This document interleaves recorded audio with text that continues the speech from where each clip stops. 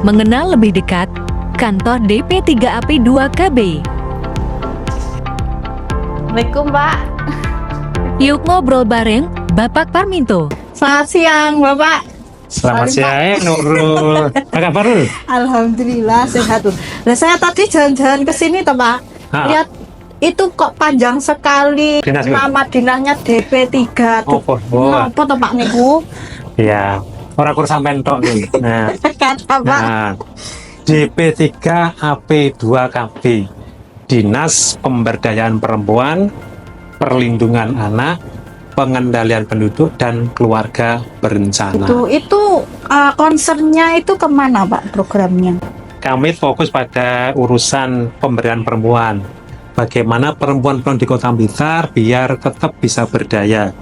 Ada kesetaraan gender. Di perlindungan anak, kita memastikan anak-anak Kota Blitar itu terpenuhi hak anaknya. Mulai hak hidup, tumbuh kembang, bermain itu ada. Makanya kita ada urusan perlindungan anak, pengendalian penduduk dan keluarga berencana. Nah, ini yang terkait dengan bagaimana cara jumlah penduduk terkendali. Dan salah satu program unggulannya itu pencegahan stunting, biar tidak terjadi stunting di Kota Blitar. Oh iya, Pak. Saya baca-baca stunting ini merupakan isu yang sangat di Kota Blitar ini, Pak, ya. Jadi Dinas DP3AP2KB ini berarti juga menangani masalah stunting ya, Pak, ya? Iya, benar, di sini juga menangani. Jadi stunting itu kan bisa ditangani ada dua sisi, seperti mata uang itu. Jadi ada dari sisi sensitifnya, mencegah biar tidak terjadi risiko stunting, itu yang kami core-nya. Yang kedua, spesifik, ketika berbicara stunting, nah terjadi stunting kayak apa di sisi kesehatannya. Nah, kami fokusnya di sensitif ini, bagaimana cara mencegah biar keluarga nanti tidak melahirkan anak-anak yang stunting. Itu mencegah sejak keluarga resiko stunting ini. Tadi kan bilang ada keluarga resiko stunting. Itu maksudnya yang gimana, Pak? Ini ya, Mbak Nurul. Jadi yang termasuk keluarga kategori resiko stunting itu ketika di keluarga tersebut ada atau mempunyai anak usia 0 sampai 5 tahun, ya, punya baduta dan balita. Atau di keluarga tersebut punya pasangan usia subur baru. Yang ketiga, di keluarga tersebut punya pasangan usia subur yang hamil. Jadi ini menjadi risiko karena nanti dari inilah yang akan terlahirkan anak itu risiko stunting atau tidak. Apa saja program pemerintah dalam menurunkan angka stunting di Kota Blitar? Jadi karena kita fokus pada pencegahan atau intervensi spesifik, maka ada beberapa kegiatan yang sudah kita lakukan bersama. Mulai dari pendampingan oleh tim pendamping keluarga di calon pengantin, ibu hamil, pasca melahirkan, sampai usia baduta dan balita. Memastikan bahwa sasaran tersebut mengikuti program. Misalnya, kalau bumil mengkonsumsi vitamin, makanan bergizi yang sudah dilakukan melalui di posyandu. Yang kedua, kepada calon pengantin ada pembinaan bimbingan perkawinan. Kita lakukan bersama dengan teman-teman di KUA. Kita lakukan bahwa sejak awal usia perkawinan tersebut bagaimana cara membentuk keluarga nanti biar anak keturunannya tidak risiko stunting. Yang ketiga, kita berikan namanya Pak Gimin Semangat, paket gizi ibu hamil nambah sehat cegah stunting.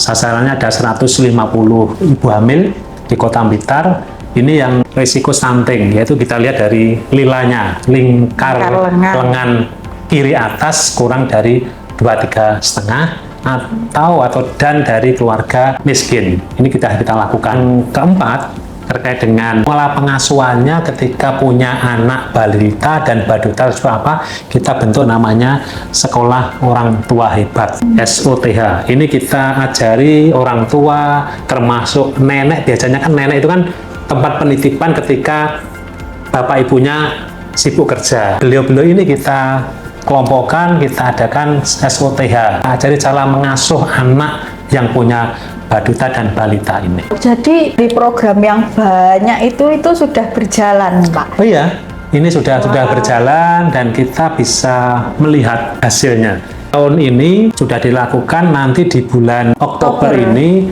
survei untuk melihat hasil kerja Pemda dalam pencegahan stunting akan dilakukan oleh Kementerian Kesehatan Republik Indonesia. Jadi timnya akan melihat selama setahun kita bekerja, hasilnya nanti kelihatan ngefek apa tidak. Hasilnya apa, ini masih kita tunggu pelaksanaannya. Masih adakah program yang akan dijalankan pemerintah? Di wilayah Kecamatan Panjang Kidul, mulai besok dengan teman-teman di kecamatan, mulai Pak Camat, Kapus Kesmas, dan Ramil sama Polsek akan kita adakan renang anak-anak stunting, terus kita berikan asupan gizi dengan maksud ketika anak tadi berenang kan anak bisa mengapung melorot, dan ketika anak sudah seperti itu kan capek, nafsu makannya bisa bertambah lah. Ketika seperti itu kita berikan makanan tambahan pendamping yang protein tinggi untuk anak-anak di atas 2-5 tahun tersebut. Lalu, bagaimanakah jika ada anak yang terkena stunting? Kita yang punya anak itu jangan merasa stunting itu seperti dunia kiamat. Enggak, artinya stunting itu kan bisa kena ke siapa saja. Kalau terjadi seperti itu ke siapa? Kita punya namanya tim pendamping keluarga. Kita punya namanya kader posyandu. Kita punya namanya penyuluh keluarga berencana yang ada di setiap kelurahan atau ke kelurahan juga. Teman-teman dari posyandu kan setiap anak balita baduta itu kan masih harus ditimbang ke posyandu, akan terdeteksi di sana. Artinya tidak lapor pun otomatis akan ketahuan, kami punya datanya dan kita perlu hadir untuk mengintervensi, memberikan program sehingga tumbuh kembang anak ini tidak terganggu kembali. Jadi bisa dicegah dan bisa diobati kok. Semuanya bisa lakukan beberapa intervensi atau terapi baik dari sensitifnya maupun spesifik kesehatannya. Jadi jangan hilang harapan gitu ya kalau udah stunting. Bagaimana pesan Pak Parminto bagi keluarga yang memiliki anak stunting? Bapak Ibu yang saat ini mungkin punya anak-anak atau balita yang dikatakan stunting, tidak usah khawatir. Bapak Ibu tidak sendirian. Artinya risiko itu bisa kena semuanya. Tetapi yang jauh lebih penting ketika seperti itu harus kita perhatikan kembali upaya Bapak Ibu semuanya biar tidak ada gangguan tumbuh kembang pada anak. Apa yang bisa kita lakukan? Yang pertama, pastikan asupan gizinya. Yang kedua, rutin mengontrol pertumbuh kembangannya. Dengan ke posyandu itu bisa mengetahui anak saya ada gangguan nggak tumbuh kembangnya. Yang ketiga, berikan sorotan kesehatan. Kita memastikan anak-anak biar tidak terinfeksi penyakit. Perhatikan lingkungan sekitarnya. Yang keempat, intervensi dini.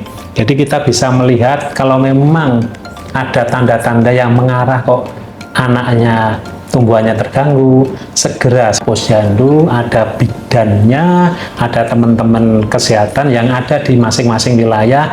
Kelima, dukungan emosinya. Jadi jika ibu bapak semuanya lebih perhatian pada tumbuh kembang anaknya, diajak bicara meskipun masih balita, baduta. Terakhir, keterlibatan keluarga. Tidak cukup hanya orang tuanya, ibu bapaknya, tetapi lingkungan juga termasuk dari nenek atau kakeknya, termasuk pembantu yang mungkin dititipkan ketika orang tua itu sibuk. Terima kasih Bapak. Saya tadi lewat penasaran panjang sekali Pak singkatan dari kantor dinas ini. Ternyata di dalamnya banyak program-program yang sangat bermanfaat apalagi bagi pencegahan stunting gitu. Udah Pak, saya mau geser dulu. Bapak tadi bilang renang, saya pengen renang, panas Pak ini hawanya. Pak. Terima kasih dulu. Ya, waalaikumsalam. Melukis senja di atas kanvas, bermain gitar sambil berakting. Mari wujudkan Indonesia emas dari Kota Blitar bebas stunting.